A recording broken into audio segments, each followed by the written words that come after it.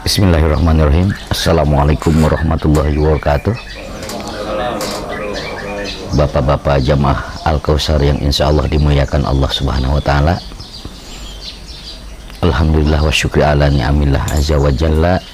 Kita semua pada pagi hari ini dengan ridho Allah, dengan izin Allah, kita dipertemukan, dikumpulkan di rumah Allah. Mudah-mudahan langkah niat kita mendapat berkah dan ridho dari Allah Subhanahu wa Ta'ala. Amin. Salawat serta salam mudah-mudahan senantiasa tercurah terlimpah pada baginda kita, baginda Rasulullah Sallallahu Alaihi Wasallam, teladan senjati yang akan memberikan syafaatnya kepada kita insya Allah. Bapak-bapak yang baik yang dimuliakan Allah Subhanahu wa Ta'ala, sebentar lagi, ya sekitar 2 minggu lagi, kita akan bertemu dengan satu peristiwa yang sangat sakral, satu peristiwa yang luar biasa di antara peristiwa dan kejadian syariah di negeri, di ajaran agama kita, yaitu syariat kurban insya Allah. Kurban sendiri dalam bahasa dari kata koroba yukoribu atau koroba yakrubu, yang artinya koroba yukoribu kurbanan, artinya dekat. Jadi kurban itu adalah dalam syariat agama kita jalan dan cara mendekatkan diri kepada Allah Subhanahu wa Ta'ala. Hal ini dilandasi oleh dalil di surat Al-Kautsar. A'udzubillahi minasyaitonirrajim. Bismillahirrahmanirrahim. Inna a'tainakal kautsar fasholli lirabbika wanhar. Jadi kita tidak akan sebut sempurna sholat kita di situ fasholli, maka sholatlah, wanhar, dan berkorbanlah. Karena ada orang sholat tidak mau berkurban. Kadang-kadang kita ini beranggapan hubungan kita dengan Allah sudah bagus, tapi hubungan sosial kita, nah, kurban itu adalah sarana ibadah sosial yang sangat baik, yang sangat dianjurkan. Hal ini juga pernah dilakukan oleh Rasulullah SAW pada awal-awal berkurban. Beliau pernah berkurban 2 ekor kibas. Kibas itu 2 ekor kambing yang besar. Beliau potong sendiri dan dia duduki lehernya yang sebelah kanan. Makanya kalau lihat ada yang berkurban sendiri dipotong, Rasul memotong sendiri kurbannya. Di situ mulainya. Dalam dalil yang lain, hadis yang diriwayatkan oleh Siti Aisyah, beliau bersabda, tidak ada ibadah yang paling dicintai pada hari Idul Adha kecuali mengalirkan darah hewan kurban. Karena dia akan datang, kurban yang disembelih itu akan datang pada hari kiamat dengan bulu tanduk, ya, bulu tanduknya akan datang menjadi saksi buat dia. Bahkan dalam satu hadis yang lain, dalam satu riwayat yang lain, dalam Jahratul Riyad, pernah Nabi Daud bertanya kepada Allah, bayangkan syariat kurban ini pada awalnya Nabi Ibrahim ketika ingin menyembelih putranya Ismail atas perintah Allah. Tapi Nabi Daud sebelumnya pernah bertanya kepada Allah, ya Allah, apa pahala yang diberikan, apa keutamaan yang diberikan kepada umatnya Nabi Muhammad yang melakukan kurban?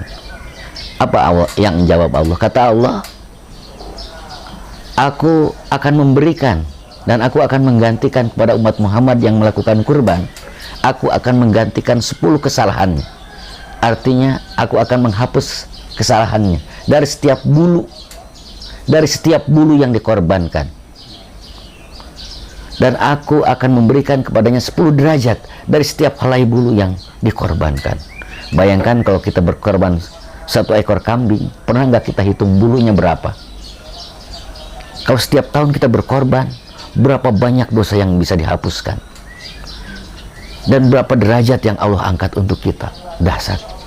Bahkan Rasulullah mengancam umatnya yang mampu berkorban terus dia tidak mau berkorban. Man lahu sa'atan, barang siapa ada kemampuan untuk berkorban, falam yudahi, kemudian tidak berkorban, fala yuqarribanna musallana. Ini hadis diriwayatkan oleh Ibnu Hibban, Hakim, dan Ahmad. Barang siapa yang punya kemampuan terus dia tidak berkorban, jangan pernah mendekati tempat sholatku. Berarti rumah Allah.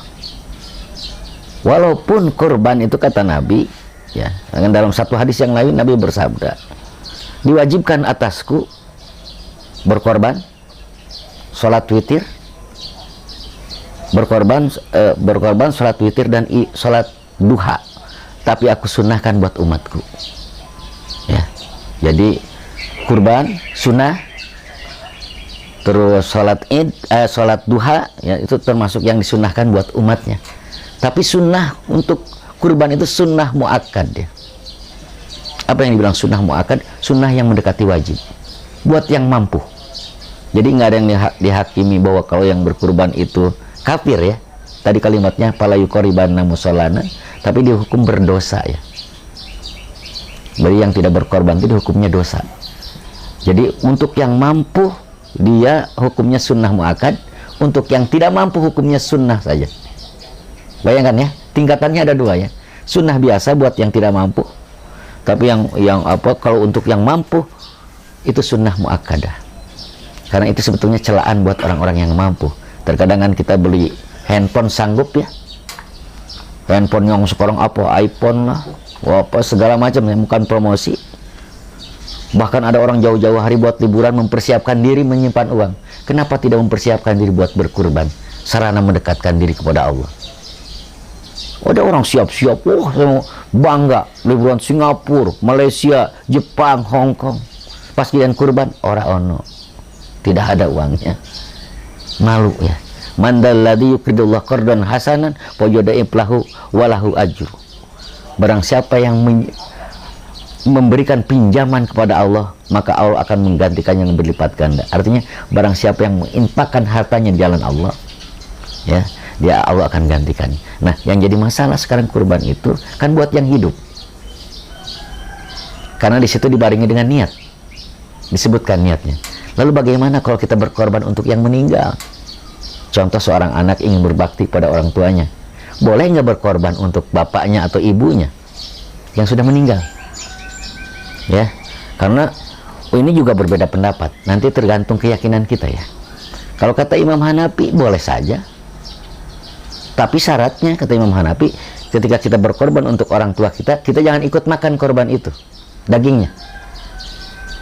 Ya, saya dari runtut ya, Imam Hanafi, terus Imam Maliki. Kata Imam Maliki harus ada wasiat. Misalkan dulu semasa hidupnya ya kita, aduh, saya tuh ingin ya, kalau kamu udah mampu, tolong ya saya dikurbanin gitu ya bahasa kitanya ya. Cuma kalau misalkan dikerjakan tanpa ada wasiat, makruh hukumnya buat orangnya ya. Nah, bagaimana mazhab Syafi'i? Mazhab Syafi'i pun harus pakai syarat. Syaratnya wasiat. Bukan pendapat Imam Syafi'i ya, mazhab Syafi'i. Karena di mazhab Syafi'i pun terbagi dua. Ya. Yang satu pendapat katanya hukumnya tidak boleh. Yang satu lagi di bawah Imam Nawawi mengatakan tidak masalah karena disamakan dengan sedekah kurban itu. Seperti kita bersedekah, seperti kita haji, kita kan boleh menghajikan. Kenapa kita tidak boleh menggantikan kurbannya? Itu pendapat Imam Nawawi. Jadi di Syafi'i ada dua. Kalau di Hambali malah lebih mudah lagi. Tidak perlu pakai wasiat. Ya, tidak perlu. Yang penting selama anaknya mau berbakti, silahkan dia berkorban atas nama orang tuanya atau orang yang sudah meninggal. Nah, jadi yang selama ini dikatakan, oh Imam Syafi'i nggak boleh, ternyata di pandangan mazhab Syafi'i, bukan Imam Syafi'inya ya. Mazhab Syafi'i itu kan ada murid-muridnya, itu ada dua pendapat. Kalau kata Imam Nawawi boleh saja, karena dianggap kurban itu bagian daripada sedekah. Jadi kan kita boleh bersedekah atas nama orang yang sudah meninggal. Jadi, nah kalau dari empat pendapat ini, kesimpulan kita ambil jalan tengah saja. Ya, kita anggap kurban itu seperti sedekah. Karena kan kita ini tetap ya ingin orang tua kita itu nanti ya sama ya dapat pahala kebaikan dari anaknya, sehingga setiap apa darah yang menetes, setiap bulu tanduk itu akan menjadi saksi. Bayangkan pada hari kiamatnya kita kan nggak tahu sholat kita seperti apa. Tadi sholat zakat sebetulnya kan sama ya, sholat zakat, kurban itu kan dengan bersedekah, bersedekahlah. Nah sedekahnya dengan kurban. Fasholli li rabbika wanhar, maka sholatlah dan berkorbanlah li rabbika. Karena kurban itu bukan buat kita, nggak ada gagah-gagahan. Soal kurban nggak ada. Karena kurban itu buat kita yang muslim, buat kita yang beriman. Ya, jadi mudah-mudahan yang singkat seperti ini, kalau misalkan ada pertanyaan, ya ingat kalau ibadah itu keyakinan hati kita. Silahkan berkorban atas nama orang tua kita, silahkan. Ya masa kita mau beribadah aja susah, berkorban saja, ya.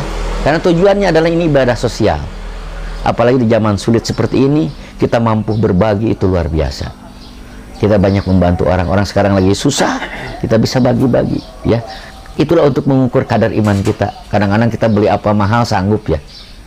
Motor baru, handphone baru, sepatu mahal pun kadang-kadang kita beli.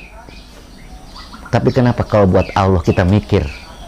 Hati-hati nanti dipikirkan oleh Allah tempatnya. Di sorga kita bisa jadi dipikirkan nanti kamu di mana sebentar. Karena untuk aku kadang-kadang mikir. Nanti dipikirkan lagi oleh Allah. Nauzubillah. Mudah-mudahan kita kalau beramal nggak usah pakai mikir, kerjakan. Itu saja yang bisa saya sampaikan. Astagfirullahaladzim ala kulli khati'atin minal kalam. Wallahu muwaffiq ila aqwamit thoriq. Wassalamualaikum warahmatullahi wabarakatuh. Waalaikumsalam warahmatullahi wabarakatuh.